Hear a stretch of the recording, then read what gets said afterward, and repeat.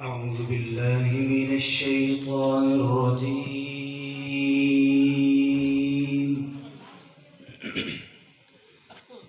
بسم الله الرحمن الرحيم.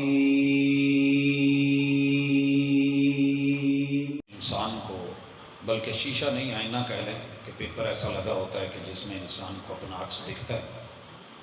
اصل یہ چیزیں ہونی نہیں چاہیے، اور اگر ہوں تو پھر حرج کی بات نہیں ہے. تصویریں فرنٹ پہ منع ہیں. تصویر فرنٹ کے اوپر رسول اللہ صلی اللہ علیہ وسلم کے کمرے میں لگی ہوئی تھی، تو آپ نماز میں ان کی طرف دیکھ کے مشغول ہو گئے، تو آپ علیہ السلام نے حکم دیا ہٹا دیا جائے. تو وہ پردے فرنٹ سے ہٹا کے پھر ان کے تکیے بنا دیے گئے تھے. تو اگر کمرے میں دائیں بائیں سائڈ پہ ہو تو کوئی حرج نہیں. رہا یہ عکس، تو اصل میں ہمیں حکم ہے کہ ہم نے اپنی نظر کو سجدے کی جگہ پہ رکھنا ہے، سجدے کی جگہ پہ. اور جب تشہد میں ہونا ہے تو پھر اپنی نگاہ اس انگلی سے جو شہادت کی انگلی ہے اس سے متجاوز نہیں ہونی چاہیے.